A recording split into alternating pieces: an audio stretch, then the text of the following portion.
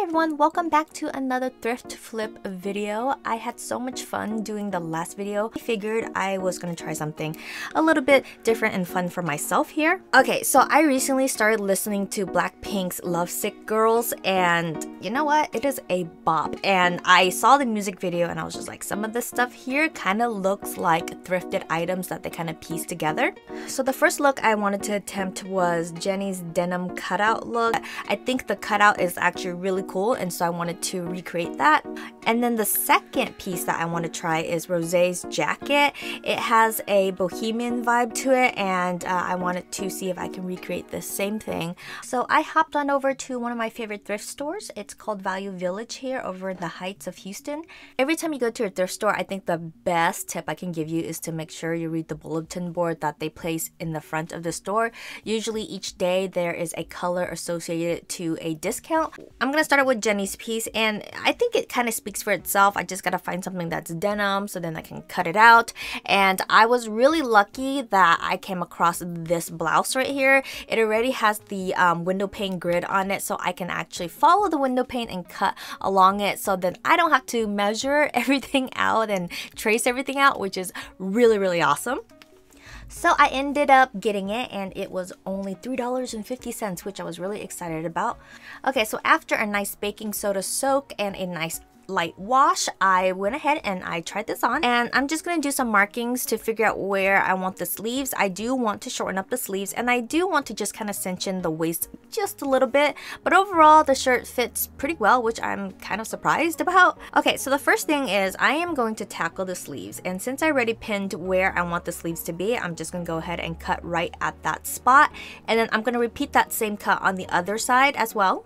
So now that the sleeves is cut, the upper arm part is a little bit large, and so I want to bring that in just a tidbit, and I am just going to create kind of like a simple, I'm gonna call it a dart on the side of the sleeve, and it kind of creates kind of like a princess puffiness to it.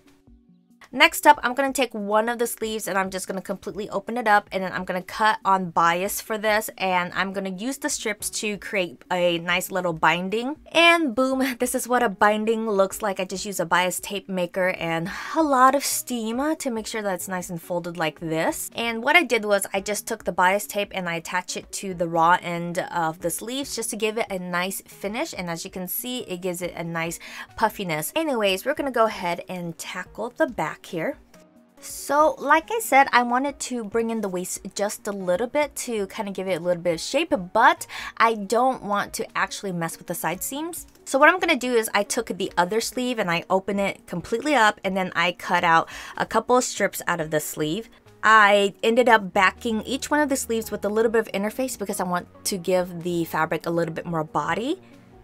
I sewed the strips up and I attached some D-rings to it. Okay, so I got this idea from looking at men's tuxedo vests. On the back of their vest, they have the little D-ring attachment. I don't know what kind of closure this is called, D-ring tabs.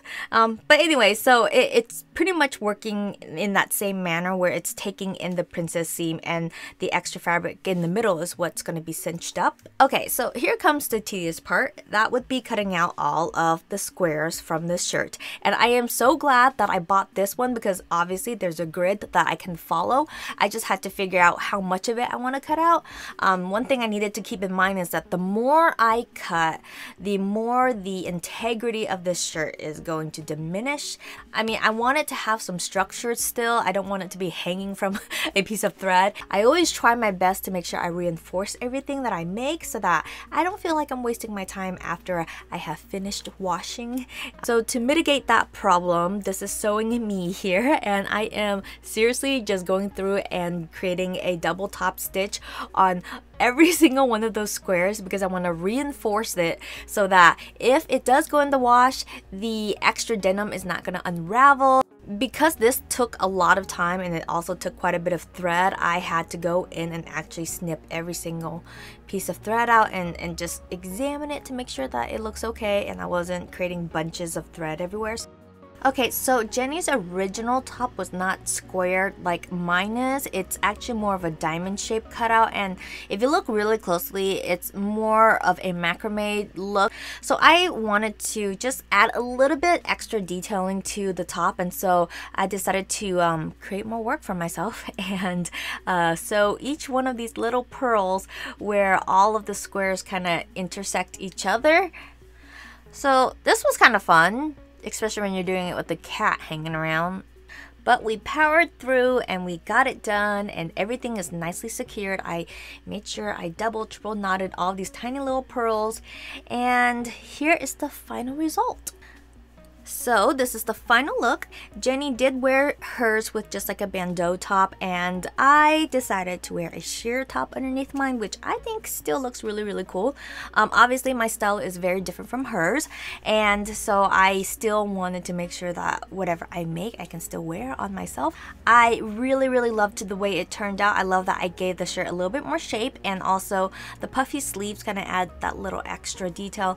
Obviously the cutouts and the extra pearls is again extra, but I think the whole look is really, really cool. It's really stylish, and I love that little extra piece in the back here where I can just cinch it in so that it could be like a nicer shaped top, but I can also loosen it if I want it to be more of a baggy top. And so that is the shirt. This is the original shirt, and here is the final product. What do you guys think about it? And yeah, I think I did a pretty neat job. I'm very proud of myself. And okay, let's move on to Rosé's look. Okay, so with Rosé's look, I need to start out with the base that is a denim jacket, and I was really surprised that some of the denim jackets here were kind of expensive. I was like, ish, what happened? But I was lucky enough to run across this jacket here, and the funny thing is that I saw the same jacket at Target. I think it was last fall or maybe in the spring, and it was originally $30. This is from the Universal Thread line.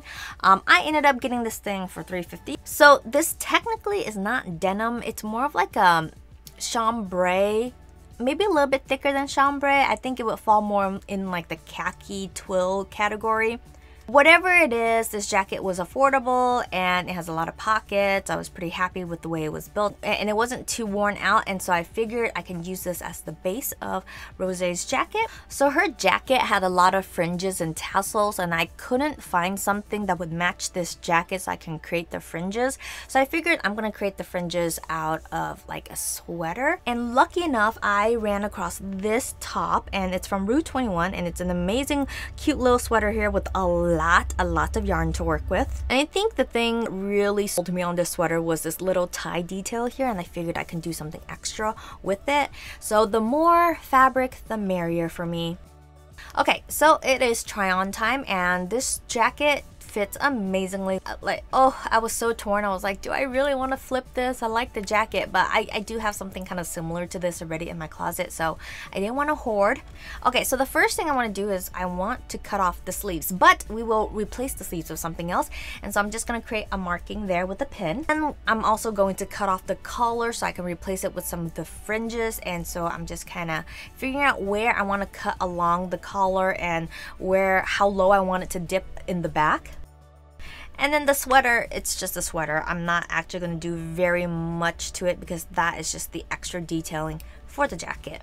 Okay, so the first thing I am doing here is I am going to cut off the sleeves of this jacket. Okay, so now I am going to take the jacket and I'm going to place it right on top of the sweater, and I'm going to figure out where I can place the sleeve of my jacket onto the sweater so that it matches up perfectly, so then I can cut the sweater and then sew those two together. One quick thing that I figured would be a really great tip is using masking tape to kind of tape out where you want to cut your sweater, because if your sweater is a large knit like this, if you cut into it, it's going to unravel, and that is not fun. And by using masking tape, you keep it from unraveling. So here I am just snipping off the sleeves of the sweater here, and I do that on the other side as well. So like what I did earlier when I had the jacket on top of the sweater, I pretty much created a perfect fit. So now I'm just going to place the sleeve onto the jacket. And like honestly, something this simple kind of gives the jacket a completely different look. So like if you want to do it on any denim jackets that you have laying around and you just want to give it a freshen up and you have some sweaters to kind of sacrifice, I think this is a great way to do it. Okay, remember that tie that I really loved on the sweater? I'm just gonna go ahead and take that off here and I'm gonna cut it in half. Okay, and now I'm going to weave it through the open stitching of the sleeves, and I think by adding like a little bow tie at the wrist here is like just very girly and very cute, and I just think it's a cute extra detail that, you know, might as well, like, what am I gonna do with this piece of ribbon just hanging around in my craft room? I might as well put it to good work, and I'm glad that I did because it looks great here. Okay, so now we have to work on the collar and the fringes, and I'm not gonna lie, I was a little bit nervous about this because once I cut into this jacket is gonna be officially destroyed, and it still looks decent right now, you know? So I really had to sit in the corner and meditate, reflect, you know, think about it, do all the stuff. And I finally got the courage to cut into the jacket because you know what? I believe in myself. I'm gonna take the rest of the sweater and I'm gonna pretty much sew that to the collar of the jacket. So as you can see, I am just taping out the sweater here, and I'm using the bottom torso, the bottom half of the sweater, so I'm just going to cut that out. Pretty nice that I got the top half, which I'm going to save for another project because I think it's still a pretty decent piece that's left over. Now I'm just going to go ahead and pin that piece to the collar of the jacket. I went ahead and I just sewed that all the way around, and now this is what the shawl collar kind of looks like. This did not unravel like I expected to. It actually kind of looked a little messy, and so I thought, oh no, I have to create my own fringes, which it's a little bit more time consuming, but that's okay. I decided to just block out a chunk of the collar here, and I'm just gonna go ahead and cut that piece off. And so this is what I decided to do. I went ahead and I just unraveled the yarn here, and I'm going to cut out all the yarn individually, and I'm going to take each of those individual strands and place it on some washable double-sided adhesive. So I want to say maybe this took an hour to do, just cutting every single little pieces of yarn and then sticking it to the adhesive. And now since it's double-sided, I'm going to peel the paper backing off of the adhesive and then stick that to the raw edge of the collar. And then I'm going to go ahead and sew those little fringes to the collar so it kind of gives it more of that fringy vibe. This is what the jacket looks like. So I was really surprised how good this look. I actually really like it. It still has that bohemian vibe to it. It's still very cozy. So for Rose, her jacket, the collar was actually still denim, and originally I wanted to do denim on denim, but I couldn't find anything that matched this specific color. So I figured, you know what, doing a white sweater would probably work a little bit better. Here are the two pieces that were inspired by Jennie and Rose from BlackPink in their LoveSick Girls music video. But I had so much fun making this video. I mean, thrifting is one of my favorite things to do. Sewing is another thing. But anyways, I hope you guys like this video. Like, comment, subscribe, ring that notification bell, all that stuff. Or don't do any of that at all. I totally understand. But I will see you guys next week with another video.